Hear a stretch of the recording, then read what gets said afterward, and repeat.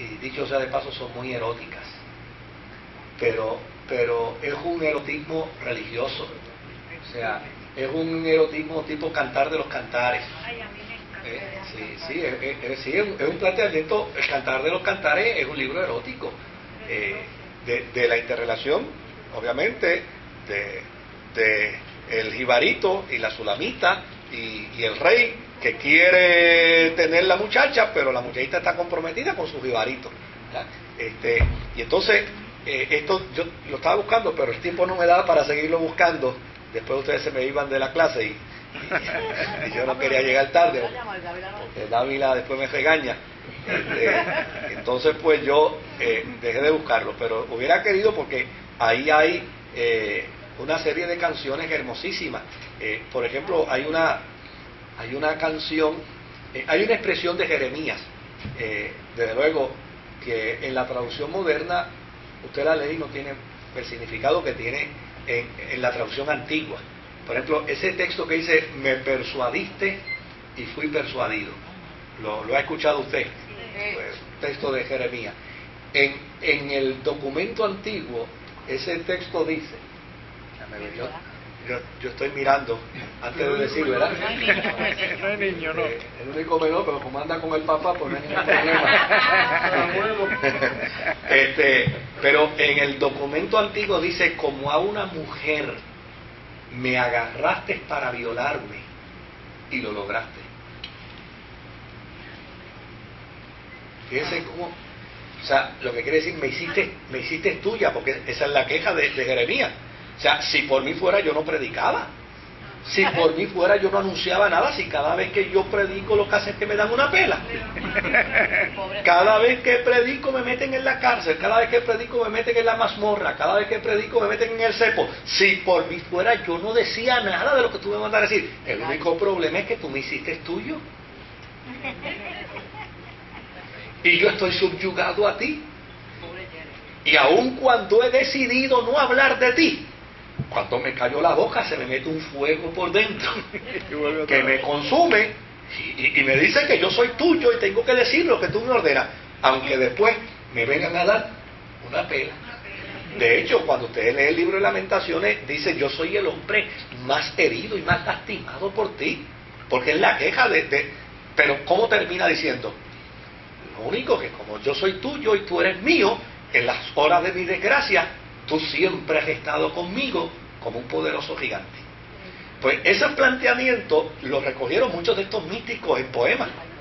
Y una de las canciones que yo hubiera querido habérsela puesto aquí hoy, pero vamos a ver si pues, hasta el iPod no lo encontré, pero yo la tengo allí, pero vamos a ver si la consigo. Donde plantea precisamente el deseo de una de estas místicas pidiéndole al Señor: hazme tuya, hazme tuya, hazme. De hecho, ese elemento de que estoy casada con Cristo, quien primero lo esgrime es Santa Teresa de Jesús. Ella esgrimía que su marido era Cristo.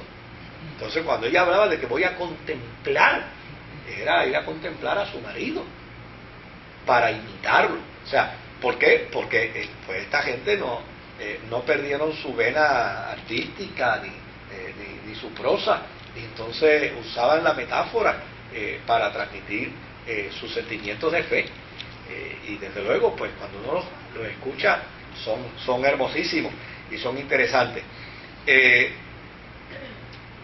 De las pocas mujeres que han sido elevadas a niveles altos dentro de la Iglesia Católica, Santa Teresa es una. En el 1970 Pablo VI, la declaró doctora de la Iglesia. En el 1970, claro, después con posterioridad también fue declarada doctora de la Iglesia Catalina de Siena, que también hablamos de ella hace no, Catalina de Siena fue primero, sí. Otro personaje que entró en el proceso de contrarreforma dentro de la Iglesia fue Ignacio de Loyola. el padre del movimiento de los jesuitas, que primero se llamaba la Sociedad de Jesús. Fue hijo menor de una familia aristocrática, ¿sí? Fue militar. De hecho, estando en Pamplona, fue herido en una pierna, herida que nunca sanó por completo, que en ocasiones le impedía poder caminar, caminaba un tanto cojo.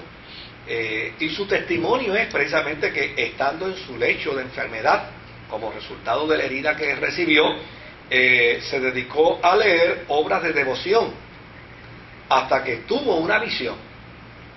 Y desde luego ese es el testimonio de su visión. Yo no puedo concurrir con ella, pero es su visión.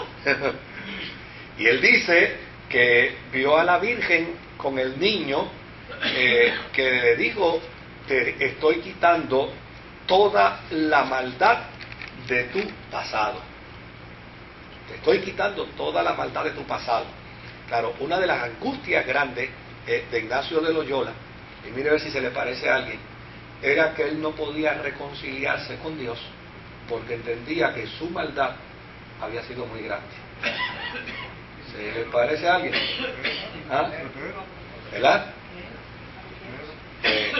Si alguien va a hacer un análisis, un perfil psicológico de ambos, pudiera llegar a la conclusión que ambos padecían de la misma condición, ¿verdad? Lutero e Ignacio de Loyola padecían de la misma condición. De hecho, yo hice un trabajo para una clase del doctor William Jones, comparando a Ignacio de Loyola y a Lutero, y es interesante las similitudes que se dan primero dentro del contexto de la fe. Número uno, las experiencias vividas.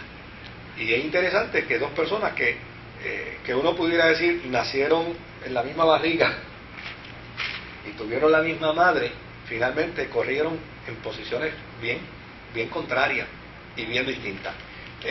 Pero una de las cosas que llevan a la conversión a Ignacio de Loyola es precisamente esa experiencia que él alega haber tenido, donde se le apareció la Virgen con el niño. Y desde luego ahí pasó a Manresa a dedicarse a la vida de la ermita, de hermética, y estando allí, desde luego empezó a sentir entonces esa angustia en su espíritu por el pecado pasado. O sea, a pesar de que había tenido la visión, a pesar de que la Virgen le había dicho que todo su pasado le había sido perdonado, él todavía no podía manejar ese pasado y se seguía sintiendo culpable. De hecho, yo encontré una nota aquí del testimonio personal de Ignacio de Loyola, donde dice: mas en esto vino a tener muchos trabajos de escrúpulos, porque aunque la confesión general que había hecho en Monserrate había sido con asaz diligencia y toda por escrito, todavía le parecía a las veces que algunas cosas no había confesado, y esto le daba mucha aflicción, porque aunque confesaba aquello, no quedaba satisfecho. Mas el confesor vino a mandarle que no confesase ninguna cosa de las pasadas, si no fuese alguna cosa tan clara. Mas como él tenía todas aquellas cosas muy claras, mire el cuadro psicológico de Ignacio de Loyola, es bien parecido al de Lutero, ¿verdad? No aprovechaba nada este mandamiento y así siempre quedaba con trabajo. Estando en estos pensamientos le venían muchas veces tentaciones con grande ímpetu para echarse de un agujero grande que aquella su cámara tenía, y estaba junto del lugar donde hacía oración, mas conociendo que era pecado matarse, tornaba a gritar: Señor, no haré cosa que te ofenda. Pero fíjese que era un hombre que vivía dentro de una experiencia agónica. ¿Y cuál era su agonía? El que no se sentía perdonado. O sea, él contaba el testimonio de la aparición de la Virgen y del niño.